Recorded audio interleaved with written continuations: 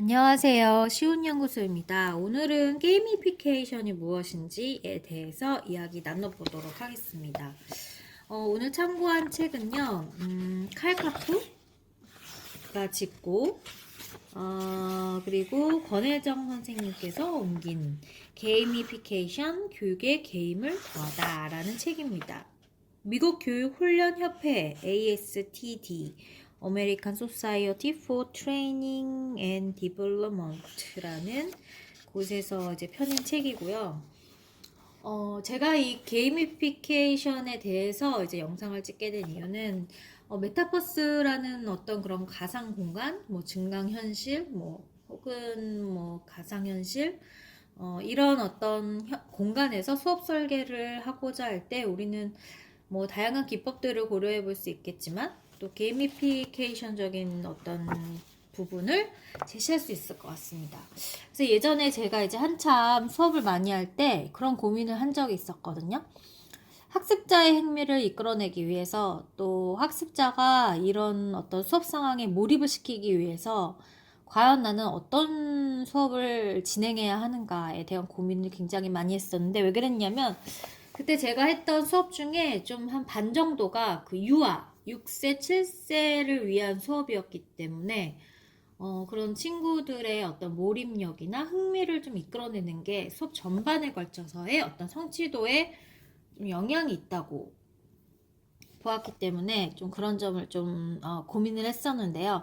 근데 저 같은 경우에는 그래서 좀 말이 끊기지 않게 학생들이 느끼기에 좀 선생님이 너네들을 위해서 뭔가 많이 알고 있고 많이 전해주러 왔다 이런 말이 끊기지 않기 위해서 노력을 했던 것 같고요.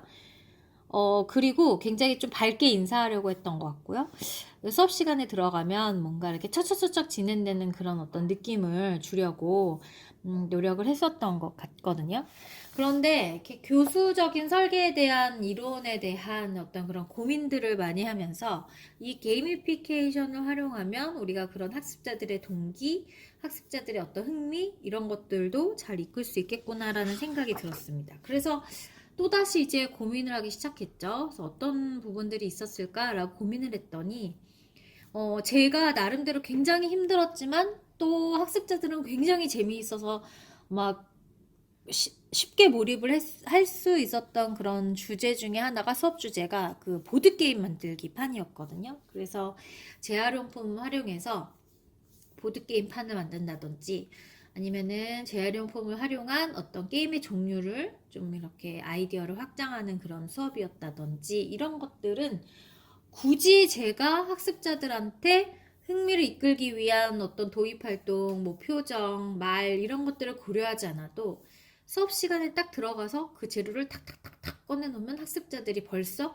선생님 그거 뭐예요? 이렇게 쳐다보는 순간 수업이 진행이 되기 때문에 굉장히 무난하고 즐겁게 대신에 좀 학습자들이 좀 재미없는 아이디어를 낼 수도 있고 또 뻔한 아이디어를 낼 수도 있는데 그때 교사는 절대 그게 뭐야 이런 표정보다는 항상 새롭다는 듯 항상 재미있다는 듯 네, 그렇게 어떤 진행을 했었던 기억이 납니다. 그래서 이제 게이미피케이션에 대한 이제 이 책의 내용에 대해서 좀 이야기를 하면서 여기에서 좀 정의하고 있는 게이미피케이션은 무엇인가라고 이야기를 한다면은 여기서는 이런 얘기를 하고 있어요. 게임화는 게임 기반의 기술, 심미성, 개인적 사고를 활용해 사람들을 참여시키고 동기를 부여하며 학습을 촉진시키고 문제를 해결하는 것이다. 이렇게 얘기하고 있습니다. 우리가 흔히 이제 게이미피케이션이라고 하면 뭔가 퀴즈를 내고 맞추고 뭐 보상을 주고 이런 어떤 형태의 구조를 생각을 하실 텐데 여기에서는 이런 그런 보상, 뭐 배지, 포인트 이런 것들은 이 게이미피케이션에서 굉장히 쓸모없는 요소다라고 얘기를 하고 있거든요. 제 경험에 비추어서 좀 더 이제 생각을 해보면 이제 6살 친구들을 대상으로 같이 이제 게임을 하잖아요. 그러면은 이제 그 앞에서는 이제 순서에 대한 개념을 배우고 그 순서에 좀 부합하는 어떤 그런 보드게임 같은 거를 같이 하는데 이제 아무래도 이긴 팀이 있고 진 팀이 있겠죠. 그러면 막 진 팀 벌써 막 얼굴 울상이고 막 울 준비 되어 있고 막 그렇거든요. 근데 거기에서 만약에 이긴 팀한테 뭔가를 더 주고 선물을 준다면 엿살 그 진 팀은 완전히 정말 울음바다가 되겠죠. 그래서 보통 저 같은 경우에는 이제 보상 같은 거 절대 하지 않고 수업 그 게임을 시작하기 전에 이제 학생들한테 우리는 그냥 한번 해보는 거다. 그리고 이기고 지는 게 분명히 있기는 한데 오늘은 이기지만 또 다음엔 또 질 수도 있고 오늘은 지지만 다음에 또 이길 수도 있고 우리가 기회가 많으니까 너무 그거에 대해서 슬퍼하지는 말자 이렇게 약속을 하기도 하고요. 그리고 또 게임하는 와중에 너무 잘하는 팀에게 너무 잘한다 너무 잘하고 있어 이렇게 격려하기보다는 그냥 이렇게 한번 해봐 좀 약간 어려워하는 팀에게 요거 뭐였어? 이건 어떻게 된 거야? 뭐 이런 식으로 약간 이제 촉진적인 어떤 역할을 함으로써 좀 어떻게 보면은 게임할 때 가장 좋은 거는 이제 두 팀이 비기는 그런 상황이 되는 게 6살 친구들에게는 상처가 아니었던 기억이 납니다. 그래서 이제 여기서 또 보면은 게이머가 아닌 것에 배지 포인트 보상 이런 내용들이 좀 써 있어요. 그래서 좀 이제 저도 그런 기억이 나서 말씀을 드렸고요. 그리고 게이미피케이션은 막 새롭다라고 생각하지 않으셔도 될 것 같아요. 그래서 제가 아까도 말씀드렸지만 제 수업에서 사용했던 보드게임 만들기라든지 아니면 재활용품을 통한 게임 만들기라든지 이런 것들은 사실 다 기존에 있는 것들이에요. 있는 것들이고 뭐 크게 새로울 것도 없습니다. 그렇지만 그런 어떤 기자재적인 활용, 그런 어떤 활동적인 그런 활동, 그런 것들을 통해서 우리가 수업에 조금 더 몰입할 수 있고 이런 어떤 좀 일반적인 그런 방식들이 있다라고 좀 이해를 하시면 될 것 같아요. 그래서 제가 이제 요즘에 이제 메타버스 관련한 수업 설계에 대해서 고민을 하면서 저는 사실 그 메타버스라는 환경이 그냥 약간 하나의 박물관으로서의 역할이 가장 크지 않나. 시각적인 어떤 즐거움, 또 우리가 직접 가보지는 못하지만 그 메타버스 환경에서 직접 가본 것처럼 느낀 어떤 그런 실제적인 어떤 경험. 그런 것들이 가장 적합하다라고 생각을 했는데, 사실 그 메타버스 가상 환경이라는 게, 좀 물리적인, 그러니까 굉장히 먼 거리에 있는 친구들을 모을 수 있는 그런 어떤 네트워크만 제대로 갖춰져 있다면, 우리는 그 속에서 좀 이렇게 다양한 수업 설계를 구상해 볼 수 있지 않을까? 이런 생각을 했습니다. 그러한 수업 중에 좀 즐거울 때도 있고, 좀 약간 지루할 때도 있고, 좀 힘들 때도 있고, 그런 어떤 학습 상황 가운데 내가 어떤 학습 동기에 대한 의욕을 높이지 못할 때, 이런 어떤 게이미피케이션에 대한 요소들을 좀 넣으면 어떨까?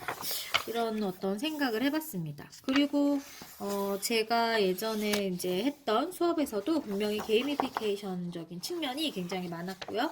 이런 측면은 좀 나이가 어릴수록 더 이렇게 중요성이 좀 부각됐었고요. 나이가 점차 이제 성장하는 그런 어떤 시기일수록 이런 부분들은 약간 퀴즈라든지 이렇게 짧게 포함하는 경우가 많았습니다. 이 게이미피케이션으로 좀 도입. 그리고 또 저희가 회의할 때 이제 퍼실리테이터 같은 거를 하면서 회의를 할 때 우리가 제일 먼저 시작하는 게 뭐예요? 아이스 브레이킹이잖아요. 이 아이스 브레이킹적인 측면도 어떻게 보면 게이미피케이션이다 라고 이야기할 수 있습니다. 그리고 여기에서 한 가지만 더 이야기를 해보자면 이제 셀프 디터미네이션 티어리라고 해서 자기 결정 이론이라는 게 있는데 이거는 외부에서 동기를 유발하는 것과는 좀 반대로 내부에서 동기를 유발시켜서 인간이 어떤 활동을 하도록 능동적으로 좀 수행을 하도록 하는 어떤 그런 이론이거든요. 그래서 이런 자기결정 이론에 대입해 본다면 이 게이미피케이션이 사실 수업을 설계할 때는 굉장히 중요한 이야기라고도 볼 수 있겠습니다. 그래서 굉장히 다양한 이야기가 나오는데요. 오늘은 좀 여기까지 이야기를 드리면서 이 게이미피케이션에 대한 좀 정의를 여러분들께 설명을 드렸는데 제 이야기를 들으면서 좀 게이미피케이션에 대한 가장 기초적인 어떤 내용이 조금 이해가 되셨으면 하는 바람입니다. 오늘은 여기까지입니다. 다음 시간에 또 기회가 된다면 이 내용을 가지고 한 번 더 이야기를 좀 깊이 나눠볼 수 있는 시간을 갖도록 하겠습니다. 그럼 여러분 다음 시간까지 안녕!